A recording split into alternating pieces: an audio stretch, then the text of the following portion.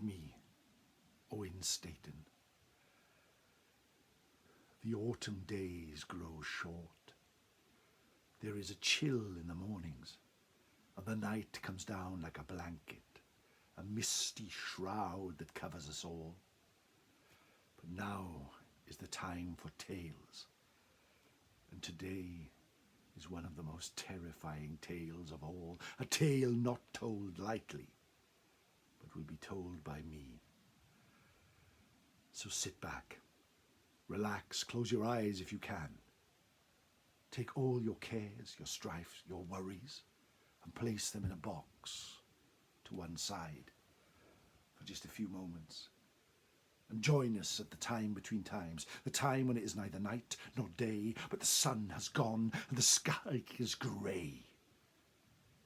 The time when the veil between our world and the fairy world grows wafer thin, so thin that for just a few moments you can reach into their realm, and for a few moments they can reach into ours. Now is the time that people see lights in the sky. Now is the time that people see the Tylwyth Teg.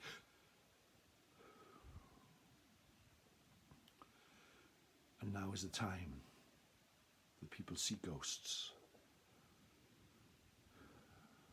Join your friends on the winding path through the forest, through every rocky outcrop, over every stream until you come to the heart of the forest, and there is the fire pit. The fire crackles and splurts, and around it are sat your friends, gathered for the tale. Far away you can hear the howl of wolves, you can hear the growl of bears, but you know you are safe right here at the time between times. So sit back and let the tale wash over you as I tell you the tale of the Barbary ape. In the beautiful land of Pembrokeshire, one of the golden eyes of Wales, shining brightly. All the land is covered with flowers. All the sky is brighter than ever before. It's a place that people come from across the world to go, but there, standing right in its centre, is a broken tooth called Carew Castle. Dark stone, foreboding, but beautiful. It is a place full of ghosts, full of spirits. I will tell you more of their tales as we go on. But this one begins in the 17th century, and it is a tale told about Rowland Rees, one of the great tenants of that castle, a cruel and caustic man, a cartographer who travelled the world. But we meet him on a Spanish galleon called the Santiago de Major, which was returning from the Barbary coast and was in the Bay of Biscay on the stormiest night that any of its sailors could remember.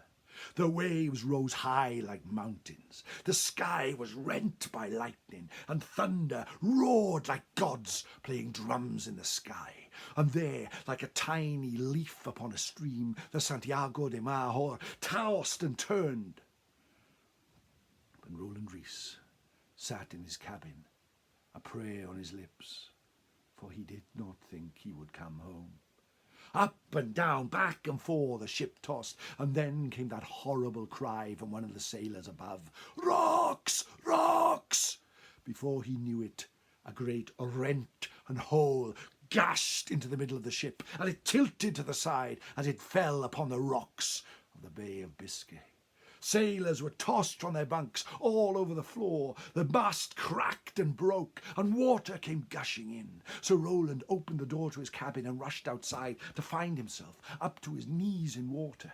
Clambering desperately up a ladder, pushing aside sailors trying to do the same, he reached the top deck. There the crew and the passengers were trying desperately to get off the ship. There they were diving into the sea, trying to clamber on the rocks. But the ship was full of gold, it was full of silver, returning from the Barbary coast of Africa.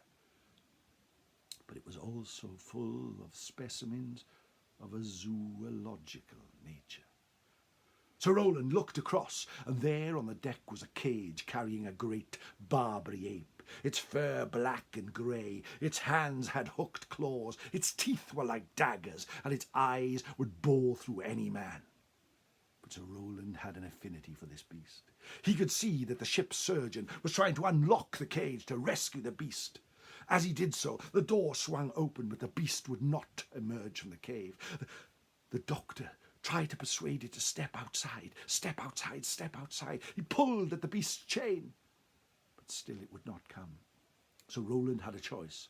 He leave now with nothing, or he leave with a treasure that no one in Pembrokeshire had seen before. And he rushed forward, pushed aside the surgeon, who fell to the ground, slid down the deck to his doom, looked the Barbary ape in the eye, nodded, and both of them, pulling the chain on its collar, they jumped off the ship into the sea. By some fluke, by some other power working, we will never know, but both of them washed up on the shores of France and stepped onto welcome golden sand the next day. Sir Rowland pulling on the chain, and the Barbary ape loping beside him. Following a long journey, Sir Rowland, with the ape in a small cage, returned to Carew Castle. He walked up the road. All the townsfolk, the peasants, the workers, watched as he rode past, and there in a cage behind him was this beast of which they had never seen before. It went into the castle, and over the next few years he could teach it to do almost any task just by whistling and calling.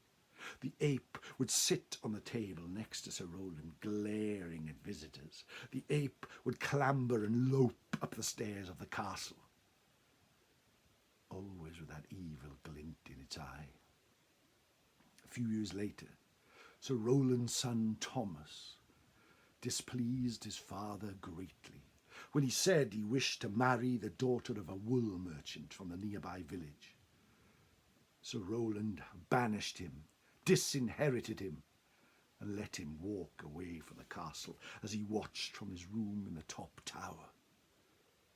That night there was a storm that there had not been since that great storm when the Santiago de Mayo floundered off France. Sir Rowland had a chill up his back as he sat feasting. The Barbary ape sat next to him, eating scraps from the table. Its chain and its collar pulled at Sir Rowland, who pulled it back. And then a servant came in. "My lord, there is a man at the gateway. He will not leave and demands to see you." "Let him in.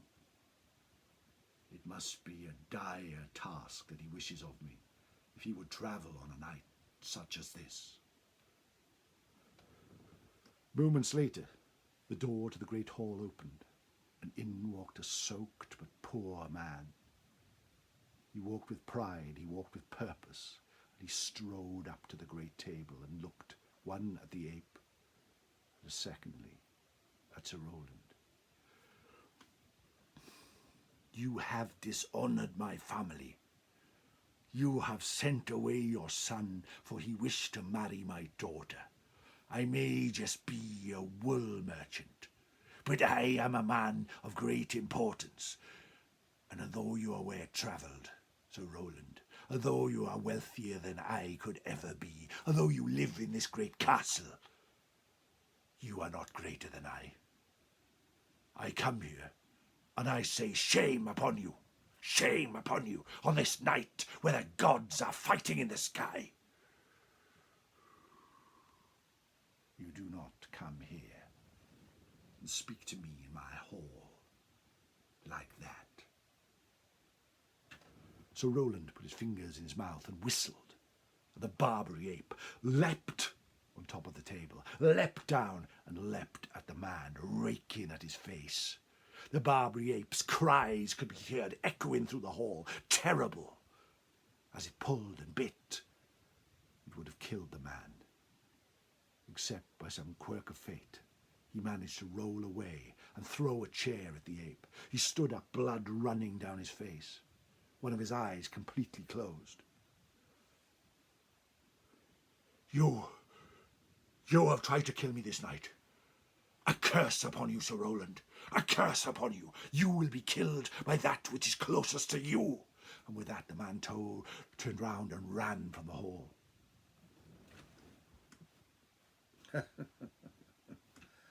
We shall see. We shall see. To bed with you, cried to the ape, which loped off into the corner of the great hall, blood on its lips and hunger in its eyes. So Rowland finished his food, walked up the stairs round and round, his feet banging on the stone stairs. He stepped into his room, and there was the fireplace lit by his servants. All around, great tapestries hang from the walls, and a great four-poster bed stood in the centre of the room. So Rowland undressed, sat by the fireplace, pondered on the words of the merchant, and did not see behind him a clawed hand emerge from behind the tapestry. The servants heard cries and screams throughout the night to rival the thunder and the lightning which happened outside.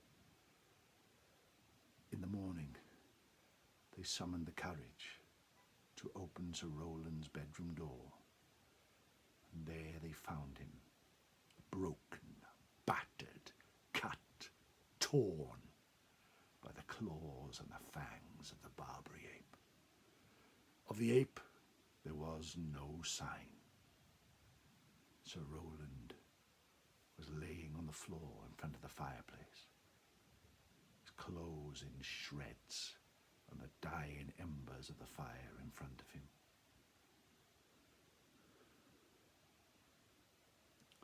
A quick-acting curse, a curse that had taken its owner. Of the ape he was not seen again. The people of Pembrokeshire told the tale. But although he had not been seen in the flesh, he is often to this day seen in spirit. Many visitors to Carew Castle report hearing claws clip-clopping on the stone stairs. Many visitors along its broken stone walls report feeling their hair on the back of their head rise, and then turning to see a dark, hunched, haggard shape watching them from above. The Barbary ape has been seen many times in Carew Castle. What its purpose and why it still sits among the jagged ruins is beyond any of us. But that it does. It slew its master, but it cannot leave its home, far, far away from its jungle home. The Barbary ape sits and waits in Carew Castle. I will tell more tales from the dark place, but beautiful place that is Carew Castle, a place that I visited on more than one occasion. But until then, we must step away from the time between times, go back to our normal lives, but know that there is a place for you here next time. I still have some time between times badges available. If anyone wishes to go to my Ko-fi page, I want to thank everyone who has supported me so far. And please, please, have a look at the Time Between Times podcast, where I tell the tales in a longer version, an audio version, where you don't have to see my face. The Ko-fi link will be in the notes below. Thank you for joining me here at the fireside. Please like and subscribe, and please leave a comment to show that you have passed this way and sat with us for just a few moments and enjoyed a tale traditionally told. Diolch yn fawr. Thank you very much for your help and your support as always. I will have news soon, maybe some live shows. Diolch yn fawr. Bye bye.